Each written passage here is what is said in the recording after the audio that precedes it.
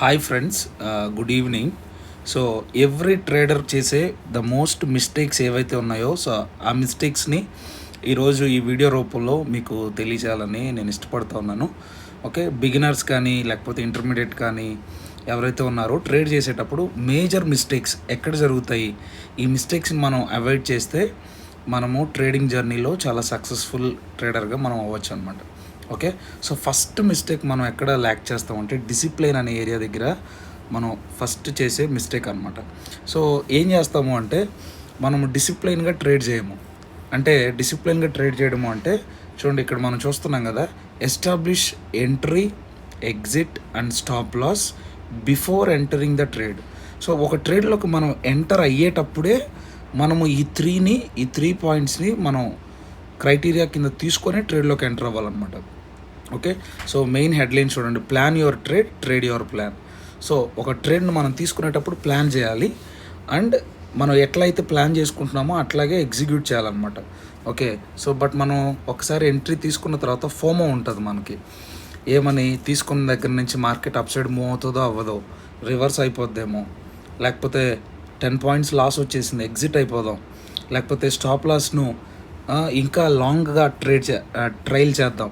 చాలామంది ఫస్ట్ 15 లేకుంటే ప్రాపర్ ఏరియాస్లో స్టాప్ లాస్ పెడతారు. మార్కెట్ ఆపోజిట్ డైరెక్షన్లో వచ్చినప్పుడు వాళ్ళు ట్రైలింగ్ స్టాప్ లాస్ని డౌన్ సైడ్ చేస్తారనమాట. That's the very biggest mistake అనమాట.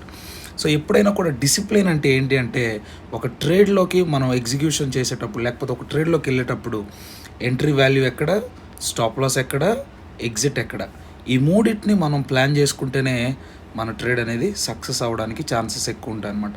సో ఈ డిసిప్లిన్ మనం ఫస్ట్ మెయింటైన్ చేసుకోవాలి. సో వీటన్నిటికి కావాల్సింది ఇంకొక వెరీ ఇంపార్టెంట్ పాయింట్ ఉంది, అది నేను చెప్తాను.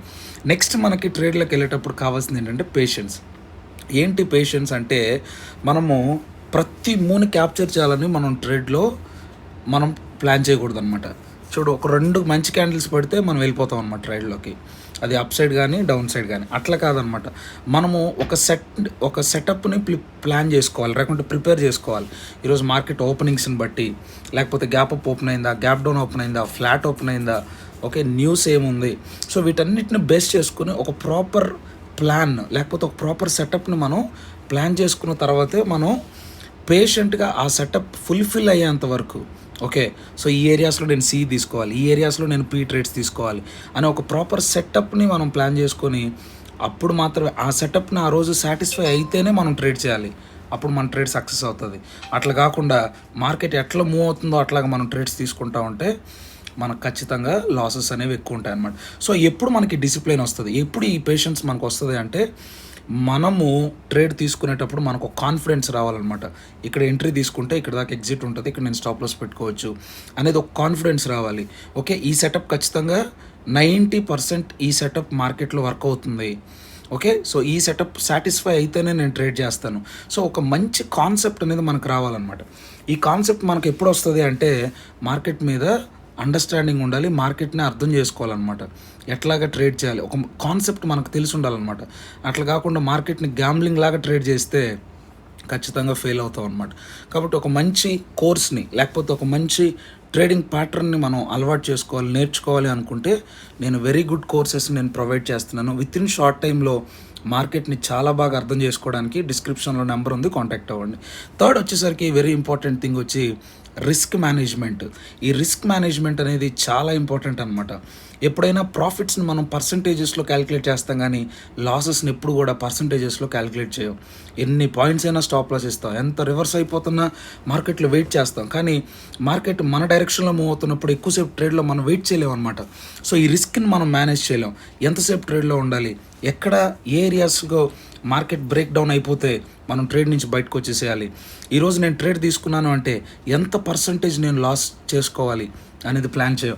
ఎప్పుడు ప్రాఫిట్ సైడే ఆలోచిస్తాం, కానీ రిస్క్ మేనేజ్మెంట్ చేయకపోవడం వల్ల చాలాసార్లు మన అకౌంట్ వైప్ అవుట్ అయిపోతూ ఉంటాయన్నమాట. సో ఇది very important factor. Last thing వచ్చేసరికి హ్యూమిలిటీ. మార్కెట్లో ట్రేడ్ చేసేటప్పుడు మనం తగ్గి ఉండాలన్నమాట. మార్కెట్ దగ్గర నేను ఇన్ని సంవత్సరాలు ట్రేడ్ చేస్తున్నాను, నేను మార్కెట్లో తగ్గను, మార్కెట్ నాకు తగ్గాలనుకుంటే మార్కెట్ ఆటోమేటిక్గా మనల్ని తగ్గించేస్తుంది అనమాట. ఎందుకంటే మార్కెట్ ఎట్లాంటి వాళ్ళ మెడలనైనా ఉంచే స్ట్రెంత్ మార్కెట్ దగ్గర ఉందన్నమాట. సో మనలాంటి వాళ్ళని మార్కెట్ ఎన్నో సంవత్సరాలు చూస్తుంది, అర్థం చేసుకోవాలి. సో మార్కెట్లో ఎప్పుడైతే హ్యూమిలిటీగా ఓకే ఒకసారి మనం ట్రేడ్ తీసుకుంటే ఆ ట్రేడ్ లాస్ అవుతుంది. ప్రతి ట్రేడ్ సక్సెస్ అవ్వాలని లేదు. సమ్ ట్రేడర్స్ లాస్ అవుతాయి. లాస్ అయినప్పుడు ఏం చేయాలి? ఓకే, మనం చేసే ట్రేడింగ్లో లాసెస్ కూడా ఒక పార్టే. దీన్ని నేను అర్థం చేసుకొని ఈ లాసెస్ని ఇంకా ఎక్కువ చేసుకోకుండా నేను ఈ రోజుకి ట్రేడ్ క్లోజ్ చేయాలి, లేకపోతే ఇంత లాస్ చాలు నాకు ఈ రోజుకి. సో ఈరోజు నాది బ్యాడ్ డే మార్కెట్లో అని చెప్పి మార్కెట్లో మనం ట్రేడ్స్ అనేది క్లోజ్ చేయాలి. కానీ నేను ఎట్లయినా ఈ లాస్ని రికవర్ చేయాలి, నేను ఎప్పుడు ట్రేడ్ చేసినా కూడా నేను సక్సెస్ అవ్వాలి, నేను ఎప్పుడు కూడా గ్రీన్లోనే ఉండాలి అని మనము ఈగోతో కానీ మార్కెట్తో బిహేవ్ చేసామంటే ఖచ్చితంగా మార్కెట్ మనకు లాసెస్ని ఇస్తుంది అనమాట. ఈ 4 points very important.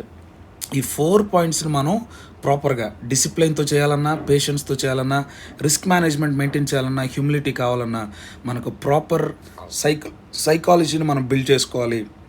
Proper concept కూడా తెలియాలన్నమాట. నేను ఇచ్చే కాన్సెప్ట్ ఓన్లీ మీకు కాన్సెప్టే కాదు, మీకు సైకాలజీని కూడా బిల్డ్ చేస్తుంది.